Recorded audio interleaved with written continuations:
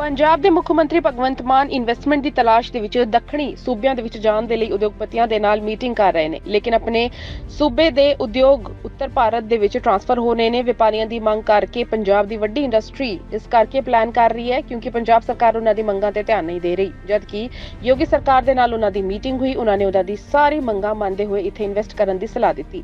ਇਸੇ ਦੇ ਨਾਲ ਹੀ ਵਪਾਰੀਆਂ ਨੇ ਪੰਜਾਬ ਦੇ ਮੁੱਖ ਮੰਤਰੀ ਦੀ ਚਿੰਤਾਵਾਂ ਨੂੰ ਹੋਰ ਵਧਾ ਦਿੱਤਾ ਹੈ। ਜਦ ਉਹਨਾਂ ਨੇ ਇਸੇ ਮਹੀਨੇ ਸ਼ੁਰੂਆਤ ਦੇ ਵਿੱਚ ਇੰਡਸਟਰੀ ਪਾਲਿਸੀ ਦੇ ਵਿੱਚ ਬਦਲਾਅ ਕੀਤਾ, ਤਦ ਤੋਂ ਹੀ ਵਪਾਰੀਆਂ ਦੀ ਚਿੰਤਾਵਾਂ ਵਧੀਆਂ ਹੋਈਆਂ ਨੇ, ਜਿਸ ਨੂੰ ਵੇਖਦੇ ਹੋਏ ਯੋਗੀ ਸਰਕਾਰ ਦੇ ਨਾਲ ਉਹਨਾਂ ਨੇ ਮੀਟਿੰਗ ਕਰਨ ਦਾ ਫੈਸਲਾ ਕੀਤਾ। ਇਸੇ ਦੇ ਨਾਲ ਵਪਾਰੀਆਂ ਨੇ ਕੀ ਕਿਹਾ ਅਤੇ ਇਸ ਮੀਟਿੰਗ ਦੇ ਵਿੱਚ ਕੀ ਕੁਝ ਫੈਸਲੇ ਲਿੱਤੇ ਗਏ, ਇਸ ਬਾਰੇ ਮੀਟਿੰਗ ਦੇ ਵਿੱਚ ਮੌਜੂਦ ਵਪਾਰੀਆਂ ਨੇ ਆਪਣੀ ਗੱਲ ਦੱਸੀ। इस समय इंडस्ट्री का जो दौर चल रहा है वो एक रिसेशन में चल रहा है, और इस रिसेशन के दौर में हमारे जो एक्सपेंसेस इस समय हमको पड़ रहे हैं, जिनको हम फिक्स्ड एक्सपेंसेस कहते हैं, चाहे उसको हम रेंट की बात करें या जो हमारे पास जो लेबर है उनके वेजेस की बात करें या हम बैंक इंटरेस्ट की बात करें, ये हमें कॉन्टीन्यूसली पढ़ते जा रहे हैं। क्योंकि काम इस समय तकरीबन हम 25 से 30% हम लोग काम कर रहे हैं, क्योंकि इस समय डिमांड ही नहीं है। इसकी वजह से दिक्कतें आ रही हैं और यूनिट्स जो हैं स्लो डाउन में हैं, और कई यूनिट्स इस समय शट डाउन में भी जा रहे हैं। वीकली ऑफ डे इंक्रीज कर दिए गए हैं, जो टाइम ऑफ वर्किंग है उसको रीशेड्यूल किया गया है। इस समय हमें योगी जी ने इनवाइट किया, ऑल इंडिया साइकिल मैन्युफैक्चरर्स के हमारे जो टॉप ब्रास टीम है वो वहाँ पे गई, और योगी जी ने एक खुला निमंत्रण दिया कि आप आइए, हम आपकी जो भी समस्याएं हैं उनको दूर करेंगे।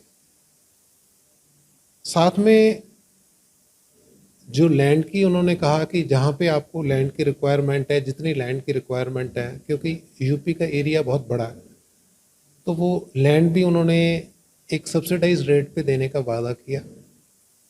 सिंगल विंडो में काम करने की बात की कि चाहे जीएसटी का है या कोई एनओसी लेना है, पावर का है, वो सब एक ही विंडो में उन्होंने कहा भी हम आपको यहीं पे बैठ के सारा काम करवा के देंगे, आप सिर्फ बिजनेस लेके आइए।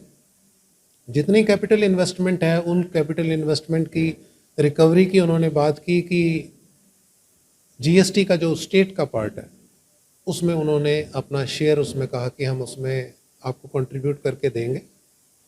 एक अच्छी सोच है योगी जी की, ठीक है कि इस तरफ से वो सोच रहे हैं, और यूपी की इंडस्ट्रियलाइजेशन को और ऊपर लेके जाने का उनका वादा है। सबसे बड़ा कार्य आप जानते हैं कि पंजाब को और ख़ासकर लुधियाना को इंडस्ट्री का मैनचेस्टर गिना जाता था, और यहाँ पे इंफ्रास्ट्रक्चर भी था, और यहाँ पे ये जो 4 industry, hosiery, cycle, machine tools, ये 4-5 इंडस्ट्रीज जो है यहाँ पे ग्रो हुई।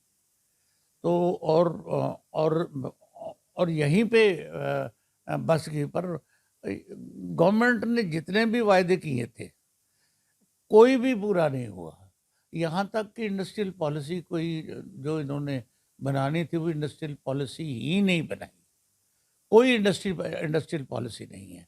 सबसे यहाँ पे एक टेरर का माहौल बनाया हुआ है, छापे लगाकर लोगों को अननेसेसरी तंग करके। अब देखिए कि यूपी गवर्नमेंट ने, योगी जी ने ये ऑर्डर किया है कि जो भी कोई छापा होगा उसमें ट्रेड और इंडस्ट्री का जो एसोसिएशन है उसका एक आदमी साथ रहेगा।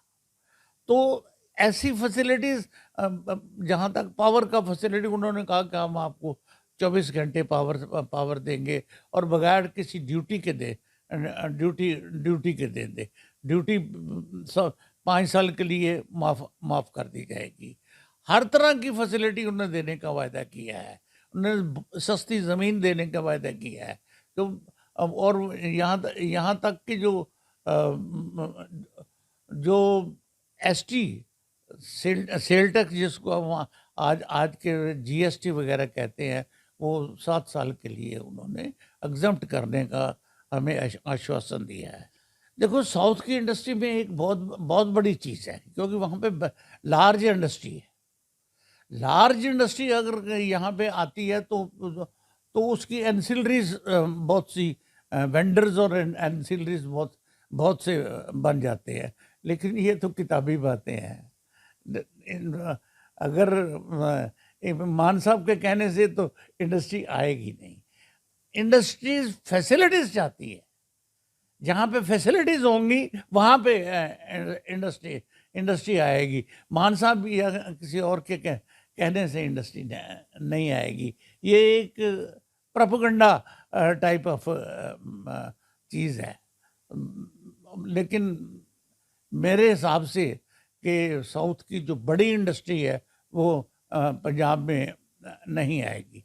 इन्होंने कहा कि BMW यहाँ पे आ रही है कार, लेकिन शाम को ही उन्होंने डिनाई कर दिया कि हम तो नहीं जा रहे।